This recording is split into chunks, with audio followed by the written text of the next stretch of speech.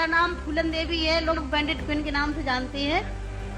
और हमें पता नहीं था कि इतना संघर्ष करने के बाद हम जिंदा रहेंगे और आज आप सबके बीच में भी पहुंचेंगे, इतना मान सम्मान भी हम पाएंगे, ये हमने कभी नहीं सोचा था। 4 साल हम जंगल में भटके। आपको पता होगा कि हमारे हिंदुस्तान में नहीं कहना चाहिए ऐसे मौके पर, मैं कहूंगी, बताऊंगी जो मेरे पे बीती है कि हमारे सामंतशाही लोग, पैसे वाले लोग और खासकर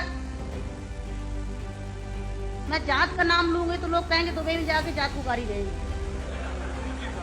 ऐसे ऊंची जाति के लोग जो जात पात को मानते हैं, हम जैसे गरीबों को, दलितों को, दबे कुचलों को, अल्पसंख्यकों को एकदम ये सोचते हैं जी कीड़े मकोड़े हैं, जी इंसान नहीं है, रोज हैं। बताओ, हमें डाकू के नाम से जानते हैं लोग, डाकू, फूलन देवी डाकू। बताओ, मेरे 4 हाथ पैर हैं। कहते चम्मिल घाटी की है, चम्मिल घाटी की, चम्मिल घाटी मेरी माँ बाप है। अरे मैं माँ बाप से पैदा हुई हूँ, मेरा कसूर यही है कि मैं झोपड़ी में पैदा हुई, गरीब परिवार में पैदा हुई, दबी कुचली समाज में पैदा हुई, तो हमें जीने का अधिकार है नहीं। मेरे भाई और बहनों, मैंने कोई बुरा काम नहीं किया। मैं तो वहां भी मंच में बोलती हूँ, अब्बू भाई के साथ में तो कई सभाएं हुई हैं, बहुत बड़ी बड़ी सभाएं हुई हैं कि मैंने कोई बुरा नहीं किया है। आपने सुना होगा, सुना था, आप तो वहीं के सब रहने वाले हैं, कुछ हमारे भाई हैं यहाँ के, है कि एक सीता के कारण इतने बड़े जो रावण का आज तक पुतला फूंकते हैं, उसका यही कसूर था कि खाली एक औरत को उठा ले गया तो आज तक पुतला फूंकते हैं। मैंने क्या बुरा किया?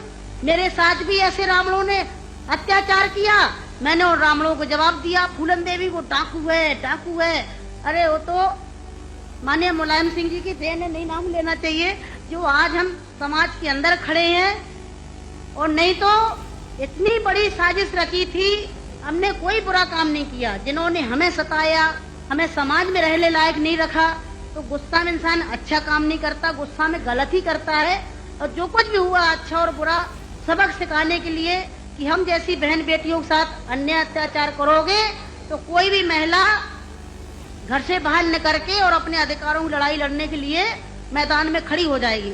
तो मेरे भाई और बहनों, हमें तो डाकू घोषित कर दिया। जब मैं चुनाव लड़ने जाती हूँ तो सब एक ही भाषण रहते हैं, किसी के और कोई भाषण नहीं रहते हैं।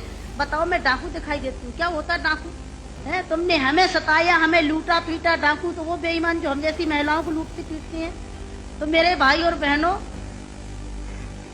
4 साल में जंगल में भटकी, 11 साल में जेल में रही, और जेल में भी हमें पागलों के साथ रखा गया था।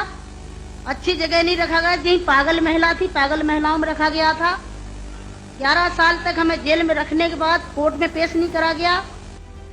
और जब जेल से छोड़े गए तो बहुत बड़ा हमारे हिंदुस्तान में तूफान आया। इतनी बड़ी डाकू को छोड़ दिया गया, बहुत बड़ा अन्याय हुआ। बस आप सबका प्यार था, आशीर्वाद था, कुछ ऊपर वाले की भी दुआ थी।